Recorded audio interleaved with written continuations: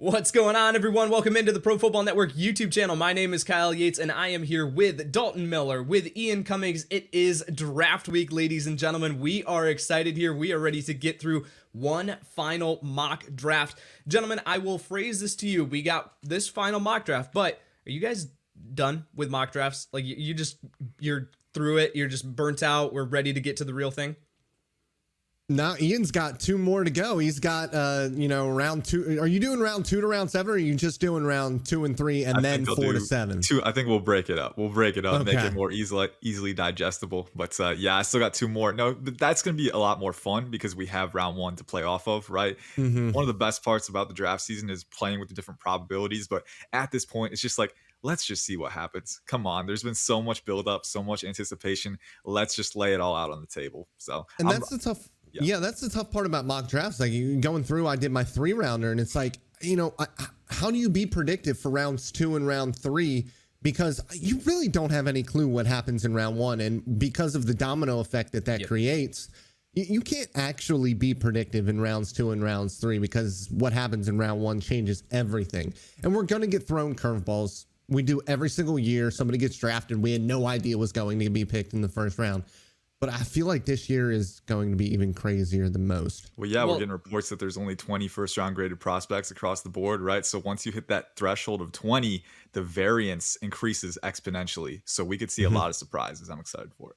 Well, in previous years, too, there's been at least some sort of idea of like who the first 3 picks are, right? Like, we can at least kind of get that into place. So you look back at the quarterback year with Trevor Lawrence, with Zach Wilson, with Trey Lance, like, number 3 was a bit of a question mark, of course, but like, we at least knew 1 and 2, right? That helped us with that domino effect. This year, we have, Bryce Young seems to be, spoiler alert for the mock draft, Bryce Young appears to be the number 1 overall pick, but then number 2, who the hell knows what's happening right now, man? It is just all up in the air. It's going to be a ton of fun. We are going to get right into this mock draft here. Before we do, I want to make sure that everyone knows that we are doing a round 1 live stream here on the YouTube channel on Thursday. We are going to be giving you the picks before anyone else does. So make sure that you come back here to the YouTube channel Thursday evening. Brett Yaris, Tony Pauline, special guests throughout the evening are going to be making appearances. So make sure that you guys are coming back here on the YouTube channel. Make sure to like and subscribe and click the bell to get notified when that new content drops. So get a notification right when we go live. So make sure to do that here on the YouTube channel. All right, fellas, let's get into this. We are using the Pro Football Network Mock Draft Simulator. This is the best tool in the industry. Not only are you going to be able to run through a mock draft for your favorite team within 5 minutes, 7 rounds, 5 minutes for your favorite team, you're also going to find incredible analysis within each player card. You got video analysis from the 2 gentlemen here, Tommy Garrett. These guys absolutely crushed bringing you this video analysis for several of the top 50, several of the top 100 players here this year. So there's still time to get in a mock draft. Go over to profootballnetwork.com/mock draft, profootballnetwork.com/mock draft. All right, let's go here to the number 1 overall pick. I have forgotten off the top of my head which one of you has the odds, which one has the even. So I'm just going to say who's the number 1 overall pick, and I'll let whoever is responsible give their analysis. That's a fantastic way to go about it. Just put the onus on us, the responsibility on us. You guys had to do something here. It's a good thing we remembered. It's a good thing we actually remembered. It is a good thing we actually remembered. But this isn't a difficult one anyways, ladies and gentlemen. A trained monkey could give you the number 1 pick at this point. Unless the tea leaves here, I mean, we've just heard that Will Levis is now 10-1 after being 50-1 yesterday to be the number 1 pick. I can't see it happening personally. I would laugh very, very hard if Will Levis ended up being the number 1 pick to Carolina. But everything we're reading, everything we're seeing, it appears Bryce Young is going to be that guy. And it makes sense. When you watch him play, if he was 6'2", this wouldn't be a question. If he had a little bit more arm strength, and we don't really talk about that very often with him, he has the requisite arm strength and the arm talent to be a successful NFL quarterback. For me, it's around the Joe Burrow level. It might be a little bit less, right around where Jalen Hurts was with his arm. It's more than enough to be a successful passer at the NFL level, but his ability to create is unlike anything we've ever seen. There is no comp for Bryce Young, and people have talked about it being Drew Brees, and you see that from, the ability in the pocket, the quick-wittedness of his mind to be able to get rid of the ball, to be an anticipatory passer.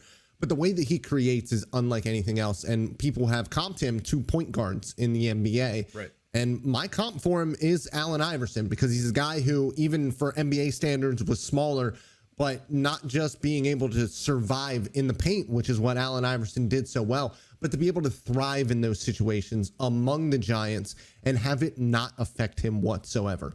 It's dangerous. And for a small guy, 185 pounds is probably about what he plays at. He puts his body at risk quite often. And that, for me, is what worries me about his longevity more than his size alone. It's the size and the playmaking ability that leads to hits. So it'll be interesting to see how it shakes out. The dude is just a great football player. If we were building an NBA team with the 2023 NFL draft prospects, no question of who the point guard would be. That would be Bryce Young through and through. So Bryce Young there off the board, number 1 overall, after the massive trade up with the Chicago Bears there from the Carolina Panthers, all the way up to number 1 to go get Bryce Young, the quarterback out of Alabama. Let's go to number 2 overall. This is really where the draft starts. Ian, you could go a million different directions with this pick. Where are we going? I have no idea. I mean, I'm going to stick to the basketball stuff. If we're putting together a starting 5, the point guard is Bryce Young, the power forward is Tyree Wilson. I mean, 6'6", 275, 36-inch arms, the reach, the explosiveness, the power capacity. We've been hearing that the Texans, maybe they're going to take a QB, maybe they don't. We have no idea, but to me, the Bryce Young stuff feels like the Panthers, they've been trying to get them to trade up one spot to give up capital for the guy that they really love. But the Panthers are confident enough they're going to take him anyway. And it feels like the Texans, Bryce Young was their guy. So if they can't get him, maybe they pass on QB entirely there. It's not out of the question that they could take a QB later on in the first round if someone falls far enough. But right now, I think they're going to pass on that for now and take the transcendent talent in Tyree Wilson. I'm going to go with Wilson. Now, I would take Will Anderson here from a preferential standpoint. I think he's a much better football player right now. And I think a lot of the things that you can do with Wilson, the slanting alignments, the stunts, the alignment versatility, Anderson provides some of that. Now, granted, not to the degree that Wilson does. And I think that's why you're drafting Wilson. I mean, 6'6", 275, 36-inch arms, explosive, tenacious, incredibly powerful, near generational power capacity. If you're talking about maximum power capacity, the things that he can do when he gets inside your torso, he can drive you back instantly. And then on top of that too, I think there's room for him to keep refining his arsenal, but he's shown that he can work outside to inside, work across face, use violent swipes, and I do think that he has underrated bend for his size too and flexibility. So he's a moldable ball of clay. And for an experienced defensive mind like DeMeco Ryans, who knows not only how to coach players up, but also enable them to succeed and put them in those positions, Tyree Wilson provides immense upside that I think it's going to be tough for them to pass on. So Tyree Wilson, number 2 to the Texans. It seems ridiculous that they're going to pass on a quarterback here, right? All of us are probably like, you got to take a quarterback here. You got to take a quarterback. You can't go into next year with Case Keenum and Davis Mills as your starting quarterbacks, but there is a wrinkle here. Peter King, in his latest mock draft, Peter King does phenomenal work, has for years and years and years. In his latest mock draft, he had Hendon Hooker going at number 12 overall to the Houston Texans. It's a little rich for me, but that's something where he's super tuned in. That could be something that he's hearing here, that's why they're comfortable passing on a quarterback at 2, because they know that the guy that they want is going to be there at 12. Again, we have no idea what is coming up here in this NFL draft. Let's go to number 3 overall. The Arizona Cardinals are now on the clock. We are doing trades, gentlemen. Arizona wants desperately to get out of this pick. Are we going to see a trade here happen? I begged Ian with the even picks. I did. But he doesn't want to move up. He's got nothing here that he thinks is worthwhile moving all the way up to number 3, 4. Arizona needs players. They need bodies. And obviously you want to get a blue chip guy. I think even if they move back a little bit, I think they would really love to be able to move back to 4, 5, or 6. Because then if that situation happens and Tyree Wilson goes to number 2, they're getting one of Jalen Carter or Will Anderson in those spots. That's what happened in my mock draft. But this one is a little bit different, and they're not going to be able to trade back. Nobody wants to go up for these quarterbacks. The NFL just is not as high on these guys as the media seems to be. And so they're going to take the guy that they really wanted anyways. And that's Will Anderson. Listen, Will Anderson is a fantastic fit for Jonathan Gannon's defense. And just like with what Ian was saying with Tyree Wilson fitting in DeMeco Ryans' scheme, he likes those big, long defensive ends. That is a thing that Jonathan Gannon likes as well in his guys, but he plays more odd fronts. He is not a 4-down guy, and he needs that outside linebacker type. The thing that we didn't see a lot with Will Anderson in the past year for Alabama was being able to pin his ears back. He played a lot of 4-eye and a lot of 5 technique where he had to run defend. And that dude is a fantastic run defender. The comps that he gets to Von Miller, he is not as bendy as Von Miller. He is not as advanced as a pass rusher as Von Miller. But nobody that I have seen recently is as complete a player from a pass rush and run defense perspective than Will Anderson is. And is he a little bit boring? Yeah, he's a little bit boring as a player, but he is a very, very good football player. And you don't get guys with that sort of power and run defensibility in 250-pound packages. He's going to be fantastic for Arizona for a long time. Fills a massive position of need too, right? They have like zero edge defenders, right? They have nobody. And again, you mentioned they need bodies. They need bodies like everywhere. So ideally a trade down situation would occur here, but the quarterbacks control this draft as far as who's moving up and who is not. So let's go to number 4 here overall, the Indianapolis Colts, a team that we talked about as needing to move up throughout this entire, as soon as that trade happened with Carolina, we were like, Indianapolis, you messed up. You needed to go get that number 1 overall pick. They're sitting here right now with 3 of the other quarterbacks still available on the board. Ian, where are we going?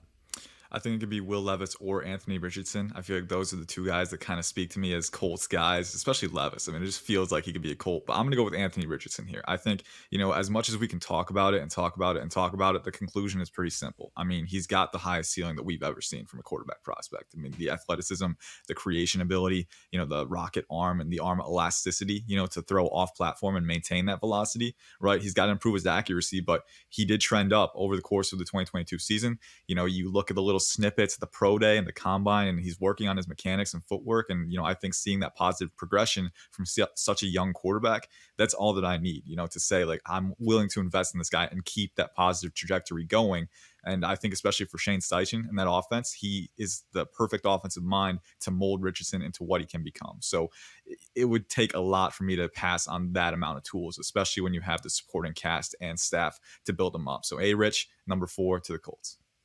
People have been drawing that connection of Will Levis to the Indianapolis Colts because I think it fits what Ballard wants. Yeah. But as we look at Shane Steichen and what he just did with Jalen Hurts and the progression that we saw with him, it's like Jalen Hurts is a phenomenal athlete. Don't get me wrong.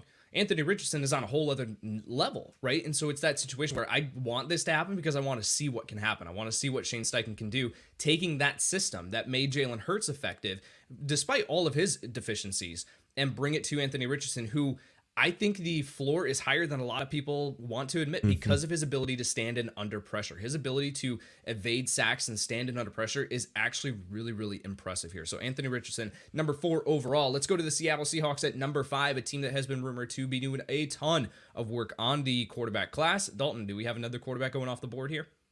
No, you would have if Anthony Richard would have been around. And listen, they do want a quarterback coming out of this draft, but they're not going to go up and get one. They're not going to try to jump the Indianapolis Colts. I think the other thing with the Colts and Anthony Richardson is you got to look at what you have to compete against in the AFC. You have to compete against Patrick Mahomes and Justin Herbert and Joe Burrow. I mean, those guys are the best of the best. I think the best conglomeration of talent that we've ever seen in one conference in NFL history. It's freaky. So you're not going to compete if you have a guy who can't hit a ridiculous ceiling, which is why I think Anthony Richardson is the answer for Indianapolis. That's a great pick, Ian. Number 5, this is where things get interesting because, yes, they want a quarterback, but they're not going to go after that here. They wanted Richardson. That's who they've done the most homework on.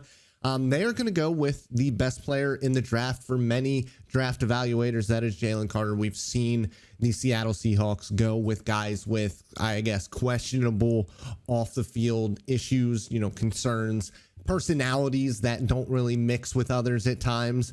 And they have been able to have success with those guys. They've been able to kind of, I don't want to say reel them in, but be able to live with the personalities that they have had. Jalen Carter, listen, he was the best player on a team that had 6 first-round picks last year, including the number 1 overall pick. When you were watching Trayvon Walker, when you were watching Jordan Davis, this guy, number 88, stole the show every single time.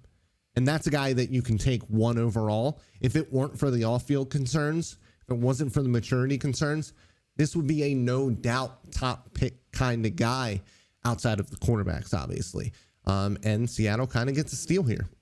Well, even with the quarterbacks, I mean, if Chicago was still there at the number 1 overall pick and we didn't have those off the field concerns, I don't think that they would have traded down. I really don't. I don't think that unless the offer was truly, truly ridiculous. Like, I think that that's a situation where they're the offer that they got was ridiculous. The offer that they got was ridiculous. So maybe let me take that back. But I mean, being able to take Jalen Carter there at number 1 overall would have been absolutely in the cards. But again, we have the off the field issues and the love of football. That's something that is being discussed here with Jalen Carter. Does he love football enough? That's a situation that is definitely risky and concerning. But if there's any coach that I think that can draw that out of Jalen Carter, it's Pete Carroll. Let's go number 6 overall here to the Detroit Lions. Ian, where are we going with the Detroit Lions? Yeah, for the Lions, I think, there is an element of playing the board and seeing who falls. But if Carter goes right before you, I think you have to look to the cornerbacks. They traded Jeff Okudah to the Falcons. They did sign Emmanuel Mosley and Cam Sutton in free agency, as well as CJ Gardner-Johnson. So they had some upgrades, but I still think you're looking for another guy to help compete on the boundary and kind of lock receivers down. Christian Gonzalez is the higher rated player on my board, but they're both in the top 15 on my board. And Devin Witherspoon, in my opinion, fits the Lions better. I think he brings that physicality, that tenacity at the point. He actually comps favorably to Mosley, who they signed. Mosley is around 5'11, 190, 31.5-inch arms. Witherspoon is 5'11, 181, 31 1/4 inch arms.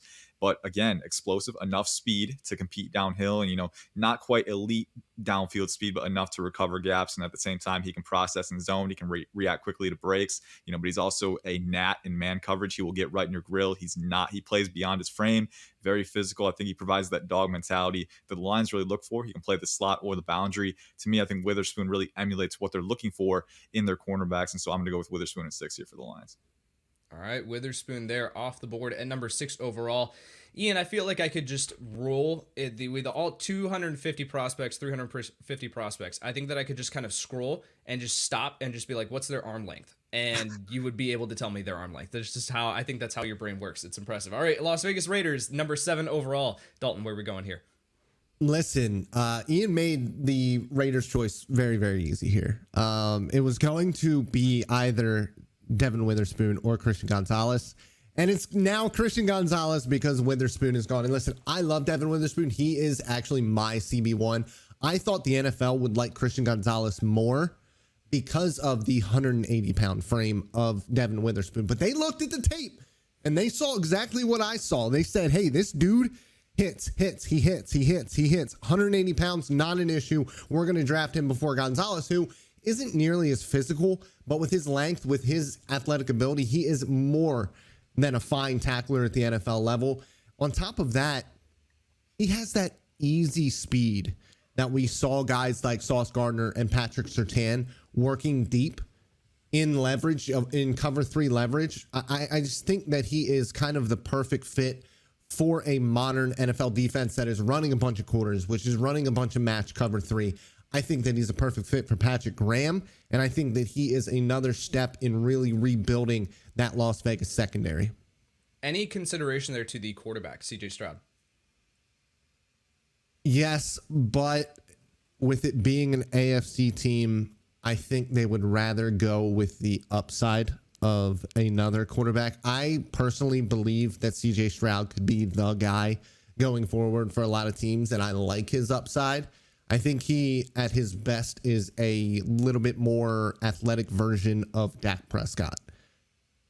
Is that competing with the guys in the AFC? And that's the problem. So I think unless you really want to swing for the fence, they're going to take what they have with Jimmy Garoppolo for the next couple of years and just see what they can get out of him. I think that what we've been hearing too is that as soon as, because they tried to trade up for the number 1 overall pick for Bryce Young. And I think that as soon as they weren't able to close that deal, I think that they were kind of out on the quarterbacks. And so they have been doing a ton of work on the corners here. Christian Gonzalez goes off the board there at number 7 overall. Let's go to the Atlanta Falcons at number 8 overall. Ian. Yeah, the Falcons it's a tough one, man. I mean, I did not expect 2 quarterbacks to still be on the board at this point. I will tell you that right now. So, I mean, as much confidence as they've given to Desmond Ridder, I'm not going to take a QB here, but it's in the back of my mind, right? It's something you can't completely discount. That said, I'm going to go with a player who is very high on my board. Now, we don't know where he's going to go because of positional value, but we're hearing that he might not break it out of the top 10. And you probably know who I'm talking about, Texas running back Bijan Robinson. I think, the Falcons got a lot of success from Tyler Algier last year. I wouldn't spend this pick on a running back. If I'm the Falcons, I would probably rather go with edge or offensive tackle. But I look at Arthur Smith, man, and I don't know if he's going to pass up the opportunity to take a runner like Bijan. We know how much the Tennessee line of coaches values that running back position. A guy like Bijan who can be that transcendent running back prospect. So especially with Ritter in the wings in the second year, getting him that supporting talent, as much as I'm against taking an RB over another position, Bijan is that guy. So he's got the contact balance. He's got the size to be a workhorse. He has elite creative instincts and vision, the short area agility and flexibility on his cuts, receiving ability. I think he's the complete package. So as much as I wouldn't do it, I could see a team like the Falcons taking this pick. So I'm taking Bijan here. If there's any team in the top 10 that is going to be taking Bijan Robinson, it is the Atlanta Falcons at number 8 overall. Like, we just need to understand that. And it seems crazy. CJ Stroud's still here on the board and going Bijan Robinson. But, I mean, if you have the discounted quarterback with the third round salary, right, with Desmond Ritter, and you are just going to surround him with playmakers. You have Bijan Robinson out of the backfield. Then you have Kyle Pitts at tight end / wide receiver. And then you have Drake London as well. That is 3 playmakers back to back to back in the first round within the top 10 picks for the Atlanta Falcons. Maybe Desmond Ritter is it, and you get that discount there at the quarterback position versus going CJ Stroud. Again, probably not something that we would do, but the Atlanta Falcons with Arthur Smith, I think that it's something that they could do. There's no better. He better be better. He is better. There's no doubt. They must believe that he is better or is going to be better than those guys, or else it doesn't make any sense to pass on a quarterback in this draft class. And listen, there were a lot of big fans of Desmond Ritter coming out of the draft last year. He ended up falling to the 3rd round, but a lot of people really liked him, and the NFL just kind of didn't. But I think when I look at what Arthur Smith has had success with, I think Will Levis makes a lot of sense here, but they have been very, very blunt about their love for Ritter. So it's fascinating to me to see them pass on a 1st round quarterback for a 3rd round quarterback.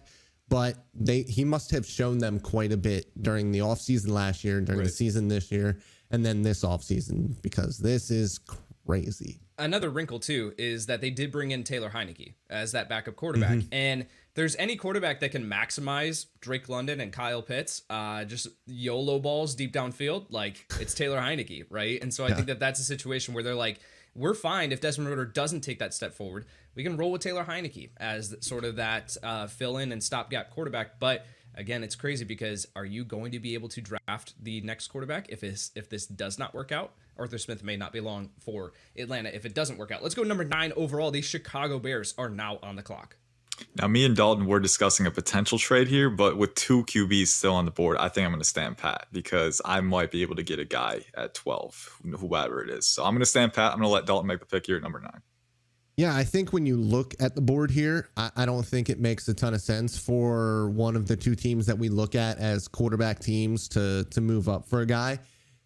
The issue is, I think that there might be a team that is looking to upgrade at the quarterback position a little bit later, but it's not my pick. I think we saw on the last day of official visits, we saw Will Levis visit the New England Patriots. I would not count out Bill Belichick making a move there. We know that there might be a little bit of fighting in that family. So that would be interesting. The Jets, I would have said maybe at 13, but they have gotten Aaron Rodgers. I'm not a huge Jordan Love guy at this point. I never really was, but the Packers seem okay there. So the Chicago Bears get stuck at 9. Listen, they got a bunch of draft capital for the trade down. This is one of the tougher picks for me because they could use right tackle, right guard. They could use the offensive line. They could go on the defensive side of the ball. For me, it comes down to Paris Johnson Jr. and Peter Skoronski. One of those guys to play right tackle or right guard. I think that Skoronski is the better player today. But I think Paris Johnson Jr. with the experience on the right side, which we talk about Skoronski moving to guard all the time, but he's played left tackle for Northwestern his entire career. So I think it is an easier projection to move Paris Johnson Jr. to the right side, to right tackle or right guard. We'll figure out who wins that job, but Paris Johnson Jr. will be the pick here at 9. And I heard yesterday that the NFL really, really likes Paris Johnson Jr. All right, Paris Johnson Jr. off the board there at number 9 overall. Let's go to number 10 overall, the Philadelphia Eagles, a team that mock draft simulator users are hammering the draft button for Bijan Robinson if he's still there on the board. That is not the case. The Philadelphia Eagles on the clock now at number 10 overall. Yeah, it's a tough one. Well, actually, it's not very tough. There's a couple of players that I'm isolating here. Jackson Smith and Jigba. Maybe we've been hearing that maybe they have some interest late in the process, and Quez Watkins is going to be a free agent. That could be an interesting wrinkle for you. But also on the defensive side, Nolan Smith from Georgia, really has some similarities to Hassan Reddick, a player that they've had a lot of success with. He's 6'2", 235, almost 33-inch arms, right? But I think the greater appeal with him, than the power capacity is the elite explosiveness, athleticism, the bend. And, I think he's really trending up as a pass rusher, already an elite run defender for his size, as that 3-4 OLB. So it's a tough one, man. I could flip a coin on this one. I'll be honest with you. I haven't decided yet. I'm kind of rambling, trying to decide in the fly here. But I think I'm going to go with Nolan Smith, because that athletic upside at edge does not come around often. He does need to keep refining his hand usage a little bit more, but there were some really bright flashes this past year, and the burst off the line, the bend around the apex, those traits in conjunction with one another, very, very valuable. And I think you could play him as an on-ball Sam on early downs as well. Let him attack downhill, let him be an extra pass rusher on third downs, right? And just kind of come downhill with that full force. Big fan of the upside there, and him and Hassan Reddick on the same line could be really scary. Well, we know Howie Roseman wants to send waves of pass rush, right? And that's his thing, is continuously invest in that line, in those trenches. And having Hassan Reddick and Nolan Smith on either side and pinning their ears back to go get the quarterback is scary for offensive tackles to have to deal with. Let's go number 11 overall. The Tennessee Titans, CJ Stroud and Will Levis have made their way out of the top 10 officially. Are we going to quarterback here for the Tennessee Titans? We are. I never thought that this was going to be an option, so I don't know who to choose here. I think we've heard so much smoke about Will Levis to the Tennessee Titans, but I think it's just because we never thought Stroud would be available at this point. So I wonder who they would prefer in the heat of the moment if this happens. I am a much bigger fan of CJ Stroud than I am Will Levis, but I think in that offense, I think that they would go Will Levis in this situation. Levis just feels like a Mike Vrabel guy too. The toughness, it feels like the personalities would mesh a little better, and that's important for top quarterbacks. So yes, and I believe that that's part of the reason why he took a visit to New England as well. Vrabel is a part of that Patriots tree. Maybe not as a coach, but obviously as a player of Bill Belichick's, and he definitely exudes the Patriot way. That is the way that he coaches, even though he wasn't a disciple of Bill Belichick as a coach. So I think Will Levis would be the pick here, even though I would personally disagree with it. Whew. All right. We still have CJ Stroud on the board for the Houston Texans at number 12 overall. This is about as easy as it gets. Yeah, we're going to go with Michael Mayer. No, I'm kidding. We're going to go with CJ Stroud. We're going to go with the QB, man. He's in contention for my QB1 spot. Him, Richardson, and Young are all clustered at the top of my board. I think all the S2 stuff, it's a little unreliable at face value anyway, but looking at the tape too, I think Stroud, the processing, the anticipation of windows over the middle of the field, I think he has more than enough football IQ and instincts to play the QB position. On top of that, he's actually an underrated athlete. I think he's got very easy arm talent. Not quite the high velocity arm that we've seen from Levis and Richardson, but he does mix pace and touch very, very easily. It's not very hard for him. And I think, that Georgia game kind of showed what his upside can be. And in that Shanahan offense, he can be a distributor. He has some playmaking potential. I'm a big fan of the value here. I think especially not having to trade up, this is a home run. So CJ Stroud finally off the board to the Houston Texans, who it was bold passing on a QB at number 2, but hey, it paid off for them.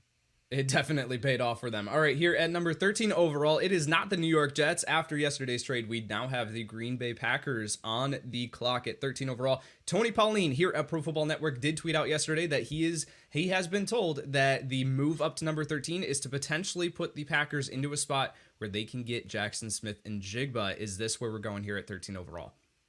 Yes, and in a, I guess, more normal mock draft. I don't know if we can call it that. Do we have a normal mock draft? Do we have normal mock drafts? But in more mock drafts that you normally see with the Texans and the quarterback situation, I think they take JSN quite a bit. So the Packers still probably losing out on him in the end. In our situation, they are sprinting sprinting up to the podium to draft him because there is absolutely nobody behind Christian Watson and Romeo Dobbs. I mean, I cover the NFL for a living, and I struggle with the names that are on that depth chart. This is Samori Toure slander, and I won't stand for it. Yes, it is. So I think this is where JSN goes. I think that we see a lot of Dalton Kincaid in this situation. I think if JSN is gone, that will be the pick. Yeah. But JSN, I mean, when you look at him, he's fantastic. When you talk to the guy who coached him, he is the second best wide receiver that he has ever coached. When you talk to Garrett Wilson and Chris Olave, 2 top 10 picks from a year ago, they both said this dude is better than they are. So why would we argue with them? Just take the guy, let him catch 100 passes a year from the start. He may never catch for 15 yards a catch. You know, he may never score 15 touchdowns in a season, but he is going to be a quarterback's best friend. And I think that's the most important thing for the Packers. You know, he falls slightly outside their thresholds athletically and size with what they prefer, but I think he complements what they have right now perfectly. And especially moving on to a young QB like Jordan Love, you need to give him the requisite weapons. And I think JSN is exactly the missing piece they need there. For sure. And I think that we need to reframe what we think about slot wide receivers, right? In years past, it was like, well, we didn't know what to do with this player. He didn't have the athleticism to line up on the outside, so let's just kick him into the slot and he'll be Cole Beasley right there out of the slot. Well, we've seen impact playmakers out of the slot. We've seen Cooper Kupp, Amon-Ra St. Brown for the Lions, right? These players are difference makers for their NFL offense, and they line up exclusively out of the slot, but yet they are still dominant. JSN could absolutely be that for the Green Bay Packers here at 13 overall. Let's go number 14 overall, the New England Patriots now on the clock. Who knows? Who knows what this pick's going to be? Go for it. Yeah, I know this is a wild card, man. And hey, you know, we've seen in the lead up to the draft that there are not 4 QBs that are viewed as first rounders. There are 5. You know, the smoke has been too thick for me to say that Hendon Hooker is not going to be picked in the first round. Now, would I pick him in the first round? No, I wouldn't. I would wait until mid to late day 2, probably. You know, he's a lot lower on my board, but the smoke is too thick. And I'm going to go with Hendon Hooker here for the Patriots. Ooh. I think this is a very, very unorthodox pick. And would I make this personally? No. But here's the thing. You know, I think coming from that Tennessee offense, a lot of, you know, caveats for me coming from that offense. Dalton mentioned on a previous mock that the spacing is it's not very translatable. I think a lot of one read throws where he's kind of dictating the coverage, right? And, you know, when he does have to go from one read to 2, you know, there are delays in processing. Sometimes he'll drop his eyes and just try and tuck and run, right? So not a very translatable process for me. And being a 25-year-old rookie, I am concerned that maybe he's set in his ways and he won't be able to develop. You know, the upside with Richardson is that he's 21 years old. He doesn't have a lot of experience. Hooker started for a year at Virginia Tech. He started for 2 seasons at Tennessee.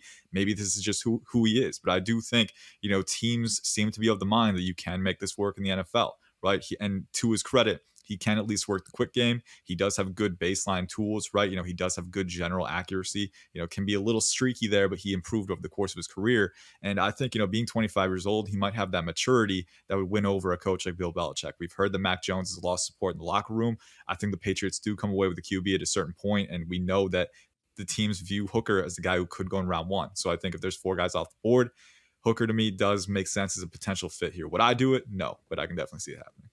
We have at least one guarantee that it is going to be an off-the-wall selection for the New England Patriots at 14 overall. We have that, and Hendon Hooker certainly qualifies as an off-the-wall selection. But, I mean, thinking about it too, like, yeah, this is definitely not something that I would do. I agree with you, Hendon Hooker, way down the board there as someone that does have a lot of deficiency, not to mention the age and coming off the injury. But I just think about, like, a 3-man competition between Hendon Hooker, Mac Jones, and Bailey Zappi for the New England Patriots quarterback, like, who's winning that? Like, I don't. Yeah, and you need to figure out how you're going to divvy up the reps too. You know, because like someone's going to get the short end of the stick there. Right. And so it's just a situation where it's like, man, this just doesn't seem right. But yet at the same time, and I'm not faulting you for making the selection, because I think that this could absolutely happen when we do have, and this was something that I was going to talk about too when we did get to Hendon Hooker, was this is not just a 4-man race for a quarterback. This is not. We really need to reframe that. We've gone through this entire pre-draft process talking about this as a 4-man race at the quarterback position. It's a 5-man race. NFL teams absolutely love Hendon Hooker, and I think that we need to get him into, I mean, even earlier this week, we heard top 20 lock, like top 20 is a lock for Hendon Hooker at this point. Not something we would do, but trying to find a place for him, the England Patriots at 14 definitely make some sense. Let's go to the 15 overall New York Jets. I almost just said it. Number 15 overall Green Bay Packers, just out of habit there, but it is the New York Jets. New York Jets up at 15. Where are we going here? This one is easy. The Jets are, and this seems incredibly weird to say, but the Jets are about as complete a team as you can have. Just 2 years ago, they and the New York Giants were two teams that over the course of the past 5 years prior had the two worst records in the NFL, and they were identical. They need a tackle. Dwayne Brown can still start. Mekhi Becton, you're hoping for the best with him, but you don't know what you're going to get with him. Broderick Jones here, left tackle from Georgia. I think that you look at it, what do you want to do with Mekhi Becton? You want him to play on the left side. He wants to play on the left side, but you have to do what's best for your football team at the end of the day. Dwayne Brown is a left tackle by trade. I think that he's kind of the swing guy in this situation. I think Broderick Jones ends up starting from day one on the left side, and you're looking at somebody who is going to protect Aaron Rodgers' blind side. Crazy to say. I think that the New York Jets, adding Aaron Rodgers to this offense with the playmakers that they got, if they can get Breece Hall back healthy and effective in the next year past his injury, man, look out for that offense. All right, let's go 16 overall. The Washington Commanders are now on the clock. Who was the pick for the Jets just now? I was busy thinking about the Commanders selection because they could go a number of different places here, man. Not listening to me. Wow. I'm sorry, man. Yeah, when I hear your voice, man, I just tune it out. No, I'm kidding. But I think the Commanders, man, especially with how the board fell. Broderick Jones is a guy that I would consider here potentially for them because I do think you have a future need at tackle potentially. Darnell Wright could be another option. We know he's a natural right tackle who's athletic. He's got great size and power, right? But they did sign Andrew Wiley, and they seem to be of the mind that he could be a short-term starter for them. So I think the Commanders might be pinpointing a guy like Wanye Morris in round 3 instead as a guy who can develop after him. So I'm going to pass on right tackle here. You could go Deonte Banks at corner. I really like how he fits that scheme, rushing 4, pressing at the line, the physicality that he provides, and then the recovery athleticism, the length. I think he'd be a good fit. It's between him and Myles Murphy for me because Myles Murphy, a very talented edge rusher, 6'5", 269, 4.51 speed, high energy athlete. And on the surface, it doesn't seem like a need, but Chase Young's future is uncertain. Montez Sweat's going to be up for a contract soon. Edge rusher is not a position you want to neglect. And especially in the modern NFL, having a deep, talented rotation is very valuable. So it's a tough call, man. I'm between both of those guys, but to me, oh man, this is another one I haven't decided yet. I'm still rambling, but I'm going to go with Myles Murphy because he is the slightly higher rated player on my board. Premier position of need, provides you with a high level talent player. And I think he's flashed the ability to win around the apex with measured bend and hand usage. I think he can still be more consistent there, but all the flashes you need are there. He's got lateral agility. He's got explosiveness for his size.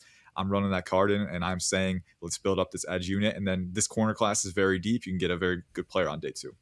That's the thing that, you look at Washington and their needs, corner, offensive tackle, those are probably at the top of the list. And then you can factor edge into there as well. But offensive tackle and corner, that's a pretty deep group. And for what they need, you can get those positions later on throughout this draft. If you are going to trade Chase Young, if you are going to move on from Montez Sweat because you can't afford to pay all 4 of those guys on the defensive line after locking up Deron Payne this offseason, then you need to make that investment and you need to reload. And it does, that's a future pick. That's something that can help you down the road, but can also help you in the short term because you're able to send waves of pass rush. And if Chase Young gets injured again, we don't wish for that. Obviously, we want to see him on the field, but if he gets injured again, now you have Myles Murphy who can step up into a larger role in this defense. Let's go with number 17 overall. The Pittsburgh Steelers are now on the clock. And, the Steelers are kind of in a similar situation with the Washington Commanders as a team that just plays their defensive linemen a ton of snaps. And that has always annoyed me about the Pittsburgh Steelers and the Jack Del Rio-led Washington Commanders. You're seeing defensive tackles playing 75, 80% of the snaps. Those big dudes, they need a rest. Give them a rest. And I do believe adding a guy like Myles Murphy, for the Pittsburgh Steelers, they have 2 pretty high picks. And I think that they could end up, taking a guy like Will McDonald in the second round to give their guys a little bit of a rest, because we've seen not only that, but we've seen, TJ Watt get hurt, and you do not want your guy playing more often because being on the field for a longer amount of time can raise that risk of injury even more. When you look at the Pittsburgh Steelers here, I'm so glad that some of these corners fell because I didn't want to have to take Keely Ringo here. And I think that we've seen he was a pre-draft visit. We've seen how the Pittsburgh Steelers draft cornerbacks over the past couple of decades. It's not great. They go with these guys who are super athletic but not very good at the position. And I think that Kelee Ringo has a ton of potential if he fixes a lot of the massive issues that he has in coverage. I think they're going with Joey Porter Jr. here. I just think it's too poetic of an ending. Yep.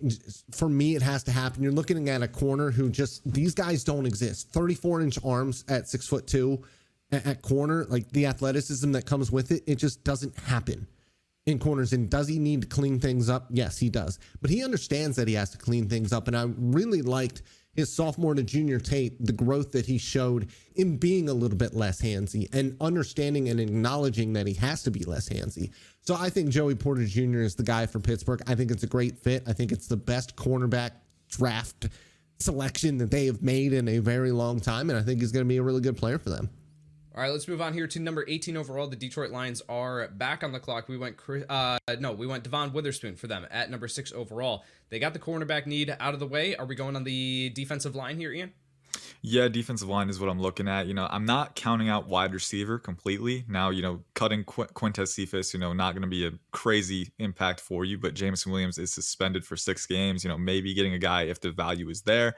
That said, my highest overall player at the positions of need that I'm looking at is Lucas Van Ness. So I'm going to take Lucas Van Ness for the Detroit Lions. I love their team that has personnel that can be alignment versatile, flexible. And I think Van Ness really fits that mold for you. 6'5", 272, 34-inch arms, ran a 4.58. So that all that kind of corroborates what's on the film. Explosive athlete off the line, incredible power capacity, and he's so good at acquiring leverage and driving his hips through rushes. That's one reason I'm higher on him than the consensus, is because I think that easy leverage acquisition provides a very stable foundation to build off of. He's still very young, just 21 years old. He can already drive through and plow through at 3-tech or play 5-tech or outside the tackle as a stand-up rusher. I think there's a lot of versatility, almost like a Tyree Wilson light if you're looking at him through the consensus view as a prospect here. But I think, he does have easier leverage acquisition too. So a lot of upside there. I'm banking on the tools here, and I think getting him in that rotation could go on to pay massive dividends down the line. Listen, I'm a Bears fan, and the thought of Aiden Hutchinson and Lucas Van Ness going after Justin Fields is absolutely terrifying. Like, that is just such a scary duo to have to try to defend. Let's go 19 overall. The Tampa Bay Buccaneers are now on the clock. If this was the easiest pick for me in the mock draft that I did, and it is going to be the easiest pick for me here as well, if Peter Skoronski is still on the board, they should sprint to the podium to make that selection. They have massive needs on the offensive line at both left tackle and at guard. And so if the length is an actual issue at the NFL level and he just can't do it, you move him inside. I think he can be not as good as Zach Martin, but a Zach Martin-like transition from tackle to guard. I think that this is a home run pick for Tampa Bay. Yep. If all the quarterbacks are off the board, if they're not in that Hendon Hooker conversation, if Hooker were still here on the board, then I think that this is offensive line. Please, God, do not draft Bijan Robinson, Tampa Bay. They were one of the 2 teams to bring him in on a pre-draft visit. I will be so sad if they ruin him by putting him behind a bad offensive line. I will be so sad.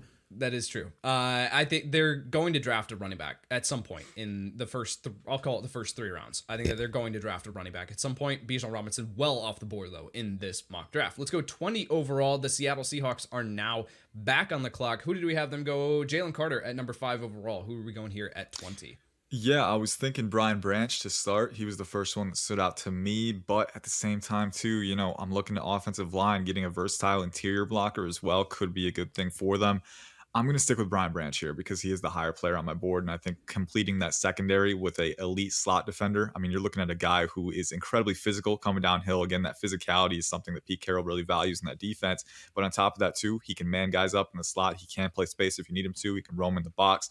Very, very fast to trigger downhill and very, very tenacious as a competitor. I think that the upside, the versatility, alongside guys like Quandre Diggs, I mean, that's a very good fit for me. So I'm going to go with him. I think you can get interior blockers on day 2, hopefully, and fill that out. But Brian Branch is the pick for me. The Seattle Seahawks do love their safeties. That's for sure. Let's go 21 overall. The Los Angeles Chargers are now on the clock. Oh man, this is tough. This is tough now. I think I got to do it. I listen. I don't love it. I don't love the fit of Darnell Wright in Kellen Moore's system, but they need right tackle. And listen, they need speed, but I think that they have a better chance of getting. And they don't need a starting number one type of guy at wide receiver. They don't. I think that they need somebody that is going to be a stone cold brick wall on the right side there for Justin Herbert. I wish that it was a guy that I felt better about the projection just because of the offense that he is coming from. He didn't really have to vertical set very often. I mean, it's very much an athletic projection to be able to play right tackle at a high level at the NFL level for Darnell Wright. But he is that type of athlete. We've seen that. And so for me, at the end of the day, I'm going with that and the hope that he can be that guy on the right side for the Chargers. Yeah, I think that the most popular mock draft picks have been Jalen Hyatt, if he's still here on the board, which he is, and he typically is.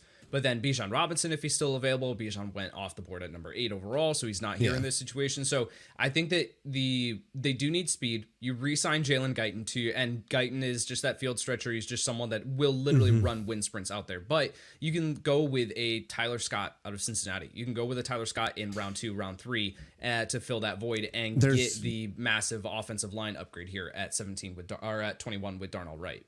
Yeah, there's a bunch of guys that can fit into that niche role that they really need. And I just don't feel like drafting a guy like Jalen Hyatt, who definitely has a different gear than anybody else in this draft class, in my opinion. Right. He is truly special as a downfield receiver. I just don't think that those guys are going to be volume heavy enough. I don't think they're going to get the targets to really warrant being that high of a draft pick. Right. So I think you can get that niche a little bit later because you're going to get Mike Williams and Keenan Allen, 75, 100, 125 targets. Hyatt's not going to get that type of play. So, all right, Ian, the Baltimore Ravens are now on the clock at 22 overall. We're going to go with Deontay Banks from Maryland here. He's going to stay in the state. I think I was talking about him with Washington earlier on. I mean, that was a consideration there and even better value here. So I think especially after losing Marcus Peters, you still got Marlon Humphrey, and we've seen some people comp him favorably to Humphrey. A guy who's physical, very explosive as an athlete, 6 foot, almost 200 pounds. He's got that recovery speed downhill, and teach him to kind of be more efficient with his technique, more measured and composed, and, let him learn to play the ball a little bit better downfield. And I think you're looking at a very, very good cornerback prospect. So I think Ravens taking Banks here. They signed Odell Beckham. That allows them to kind of wait until day 2 for the receiver position if they want. I think Banks is the pick here. You look at that wide receiver. I was going to ask about the wide receiver position in Baltimore. You got Odell Beckham Jr., then you have Rashad Bateman, and then Devin Duvernay, who I absolutely love as a prospect. I loved him coming out. But I think that that's a situation, too, where you add Cedric Tillman on day 2 or whatever, or something like that. I think that that's a situation where now that's suddenly a pretty decent wide receiver core where you have OBJ for year 1, but then you have Tillman that can grow and develop and become that guy for year 2 and beyond. Let's go to the Minnesota Vikings here at 23 overall, a team that has been rumored to be considering a trade up here in the 2023 NFL draft for a quarterback. All the quarterbacks off the board here, though. Where are the Minnesota Vikings going? The Vikings can go, in my opinion, 2 different directions here at this point, and it's either wide receiver, getting a number 2 for Justin Jefferson, or going with corner. And listen, we've seen the Minnesota Vikings draft about 8,000 corners over the past couple of years, and they haven't really done a good job of it. I went with Emmanuel Forbes in my mock draft. 166-pound corner. It just hurts me because I think he's a really good football player. But in my notes, the lack of physicality is there. So I'm going to go with another guy who might lack some physicality, but he's on the offensive side of the ball, so it doesn't matter as much. Jordan Addison. Listen, I don't love him as much as I think the NFL loves him. Obviously, you see guys like Daniel Jeremiah have him as wide receiver 1. I think Dane Brugler has him at wide receiver 2. I think these guys love him, and he was a freak at Pittsburgh. And he is a downfield threat. I think that he will complement Justin Jefferson quite well. You just wish he wasn't 173 pounds at the end of the day. But I do think it is less of a risk to go with a guy like that than it is Emmanuel Forbes, even though I have Emmanuel Forbes as a higher grade for me personally. Addison is such a tricky projection because we talk about that with where we were talking about JSN, where it's like, well, we need to reframe that sort of like, well, he doesn't have the athleticism to win on the outside, so we'll just kick him into the slot. But Addison's testing numbers, his agility testing numbers, I don't know if that translates as well, right? JSM, we didn't have the athleticism concerns for the agility. It was the long speed. Now with Addison at 173 pounds, if this guy faces any sort of press coverage with his agility testing scores too, I have massive concerns about that. And that's a situation where is that worth a top 25 overall selection, or would you rather go with someone like Zay Flowers? But I think that and that's who I prefer, but I don't think the NFL sees it that way. Exactly. And that's the thing is this is a mock draft of trying to predict what the NFL is going to do on Thursday night. And I think Addison's going before Flowers. And I personally think that's a mistake. Let's go number 24 overall. The Jacksonville Jaguars are now on the clock.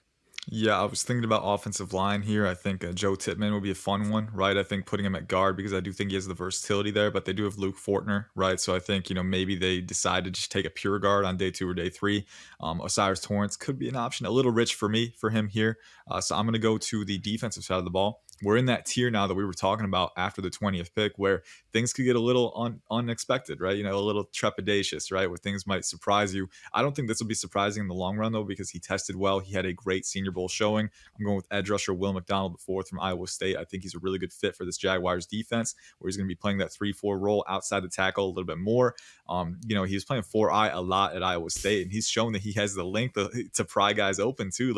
For his size, more strength than you would expect. I want him to keep getting stronger, but 6'4", 239, almost 35-inch arms. I mean, the proportional length on this guy is insane. He's very explosive off the line. He's got really good bend capacity, and he's shown that he can multitask around the edge with his hands. He's got a spin move in his arsenal, speed to power.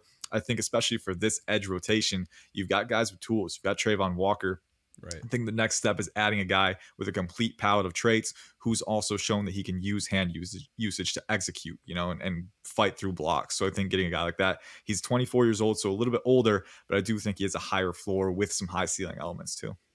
When you really don't have as many team needs as the Jaguars do because of how big they spent in free agency last year, it's a situation where it's like, just load up the pass rush. And if Trayvon Walker doesn't take those steps forward, now you have that cupboard stocked, right? You have that situation now with Will McDonald where hopefully he can take those steps forward. Different players, obviously, different players and what they're going to be asked to do, different size profiles and stuff like that. But I think Josh Allen and Will McDonald complement one another pretty nicely. Let's go to the New York Giants here at 25 overall.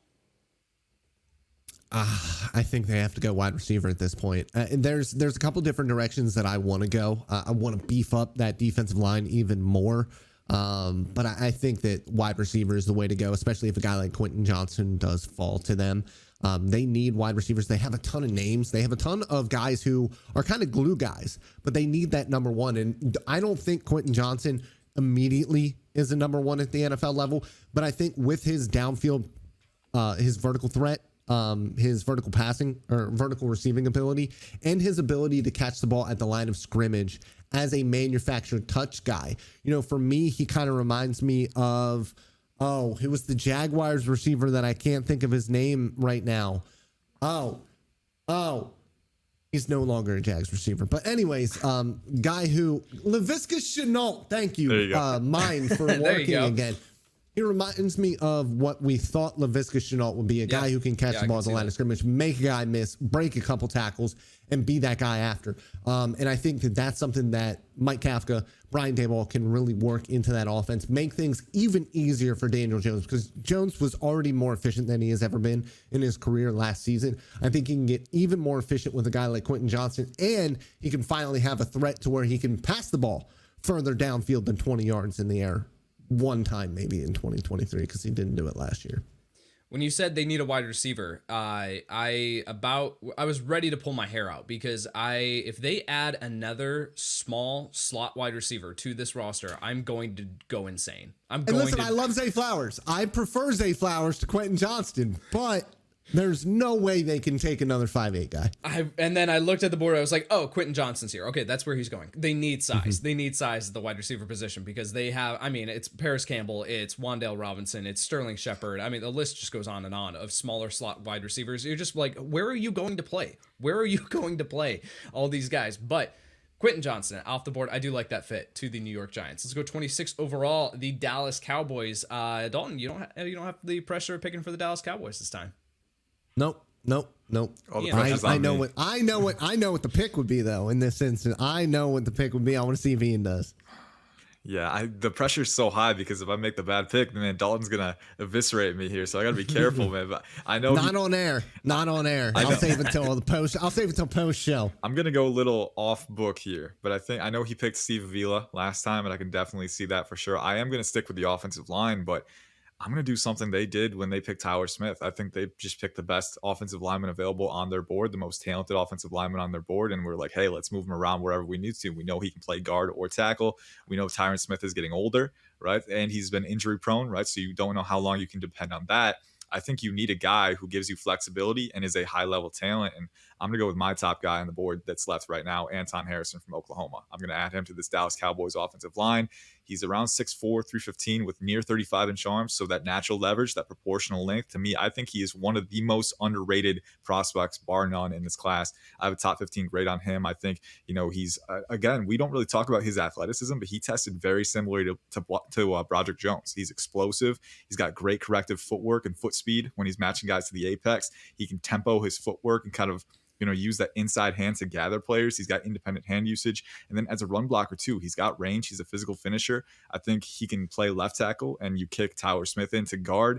Potentially, I think there's a lot of different permutations that you can use with Anton Harrison being that bookend tackle, and you can maybe move him around a little bit too. So I'm just going with that top offensive lineman available. I think getting that talent in that room and then working with it later, that's a great way to go. It's going to be a matter of what makes sense. And this is every single year with the balance of Jerry Jones is what makes sense. And are you actually going to take that selection, or are you going to go off the wall and are you going to make a splash?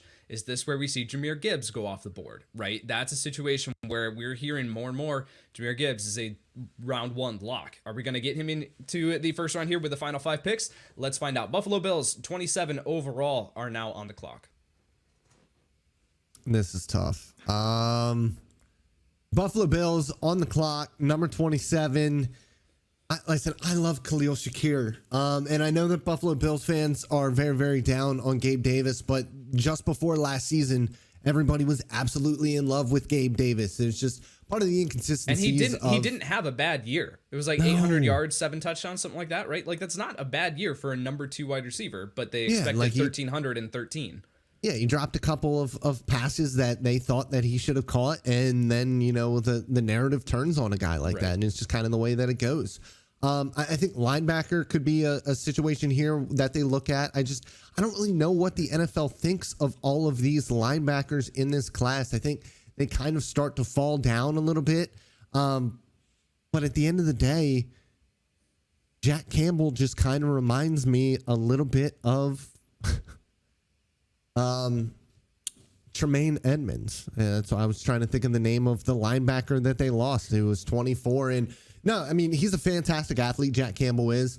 I think that he has that kind of size to play Mike for them. While you have a guy like Matt Milano, who is a freaking coverage play with a will, is a little bit smaller. The athletic guy who used to be a safety, Jack Campbell, I think has the upside of being one of the better linebackers in the NFL. I think that he needs to improve on things, but I think most linebackers at the college level need to have a year or two to really figure it out when it comes to zone coverage in the NFL and zone coverage in college football are normally very different. You see a lot of college football teams have kind of a rat in a hole. He's kind of just watching the quarterback. He might get a little bit of depth, and it's not the same as a spot drop cover 3, cover 2, where a guy is actually scooting back 10, 15 yards and covering the curl. That's just not the way that things go. So I think there's going to be a learning curve there. He's not as quick as a processor as you want him to be right now, but he has that freakish athleticism to kind of make up for it. And I think that that's something that just kind of takes time anyways. So I think they go here with Jack Campbell. All right, Jack Campbell off the board at 27 overall. The Cincinnati Bengals are now on the clock at 28 overall. Another team that has been rumored to be doing a ton of work on the running back position. Ian, where are we going here? Yeah, you could go running back here. The tricky part for me is we haven't had a tight end go off the board yet. There's still Dalton Kincaid, there's still Michael Mayer, and both of those guys would be a massive upgrade over what they have now in a pass-heavy offense, a high-level receiving threat like that. It's tough for me. And DeJuan Jones is still on the board too. You still need a right tackle. We know that they're probably going to move on from Jonah Williams at some point. He requested a trade. It's tough, man. I'm going to go with the higher graded player on my board, which is the tight end. I'm gonna go with Dalton Kincaid. I think the elite receiving upside that he provides in that offense, to me, they signed Irv Smith, and I feel like, again, he's not going to preclude you from picking any of these guys, but I do think teams like to sign those stopgaps sometimes. It prevents them, it helps not force them into a corner in the draft. Right. But at the end of the day, if you have a guy like Dalton Kincaid on the board still, I mean, I feel like you have to take him. I feel like he's an explosive, flexible athlete. He's got good size. I think he's got some of the best catching instincts in this class among receivers or tight ends, period. Yeah. I mean, he always gets his hands in the right spot. Vice grip when he's at the catch point. He's a bull after the catch too. Very good contact balance and leg churn. And I think that, he's got that flexibility as a route runner. I think Michael Mayer is a little more refined as a route runner right now when it comes to pressing into stems and everything. But Kincaid still has very good zone awareness. He can sneak into blind spots and kind of use his explosiveness to splice through coverages. I think the upside is very high with him. It's a risk passing on a right tackle, but I'm willing to take it because I think the upside with Joe Burrow is very, very exciting.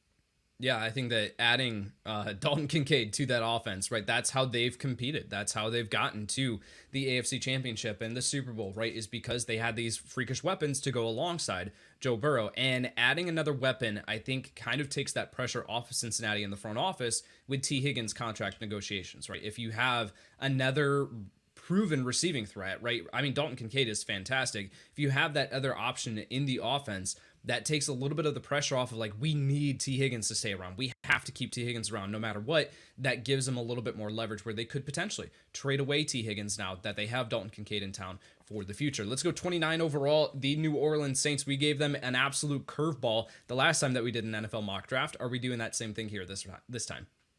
I think this one is a little bit easier. I think that they could go a couple of different directions. I think the defensive line is a spot where they would definitely look depending on how the board falls. But Ian just said it. With the tight ends still on the board, I can't imagine Michael Mayer falling out of the first round. And listen, I'm not a huge fan of the upside when it comes to Michael Mayer. I think that he's kind of going to be a more boring tight end at the NFL level. But when you look back at it, Jason Witten was kind of a boring tight end. He didn't do a ton after the catch, but he was a quarterback's best friend. And I think that Michael Mayer could have that sort of impact. I don't think that he'll be a Hall of Famer the way that Jason Witten was. And it's just not a comparison that you want to make for an NFL draft prospect ever. But I do think that he can win in that sort of boring way. A little bit like a Zach Ertz at the end of the day, a little bit of Jason Witten in him. And I think that the Saints, we've seen them swing at tight end and kind of miss with Adam Troutman, who I thought was going to be a good player at the NFL level and just never really worked out for him. So I think they try to rectify that. They need weapons, and I think going with Michael Mayer helps. All right, Michael Mayer off the board at 29 overall. The Philadelphia Eagles are now on the clock, number 30 overall. We had them going Nolan Smith at number 10. Where are we going here at 30? This is a tough call. This is a really tough call. I'm looking at, you could do a defensive tackle, I think, to play off of Jordan Davis because they do have a few guys up for contract next cycle. You could go with interior offensive line. I look at Joe Tippmann as a player who's, Landon Dickerson.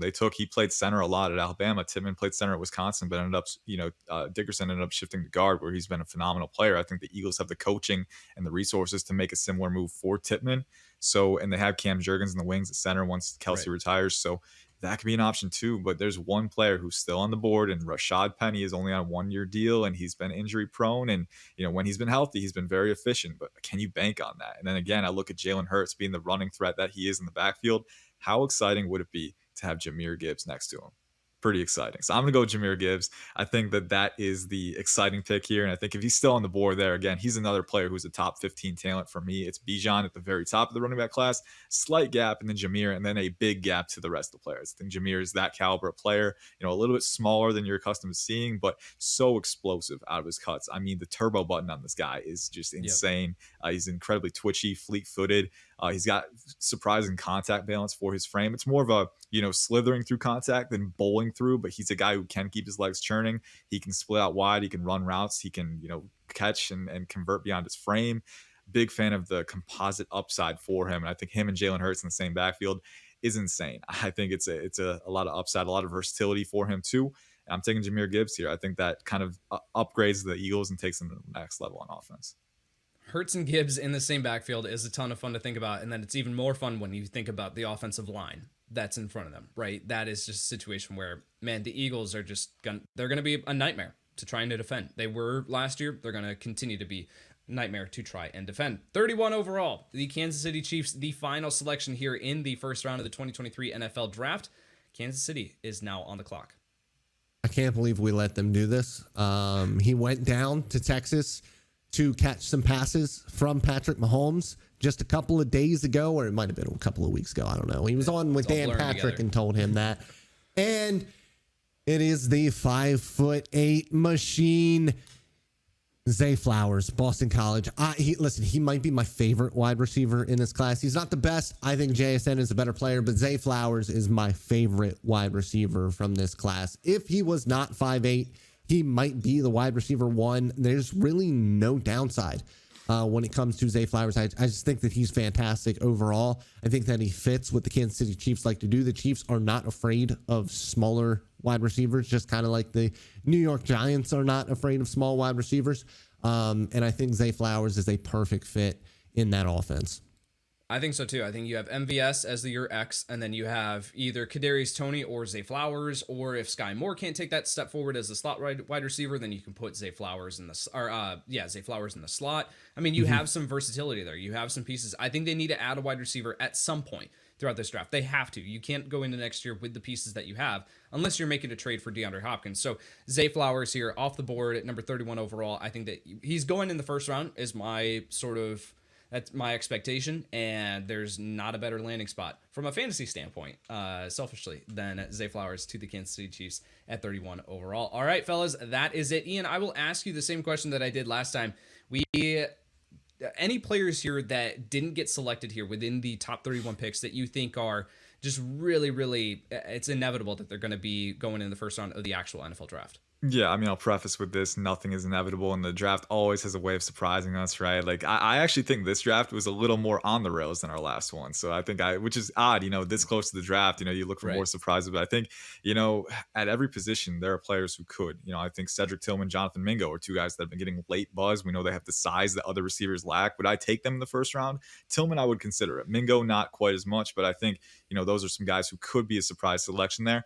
You look at the offensive line, too. DeJuan Jones, we know that he's a natural right tackle with dominating traits. I can see him. Interior offensive line, Steve Avila, Cyrus Torrance, Joe Tippmann. All those guys could go first round. None of them did this time. So, again, that's one. On the defensive line, Adetomiwa Adebawore from Northwestern, Brian Brzee, Mozzie Smith, Kalijah Cansey has been a popular one.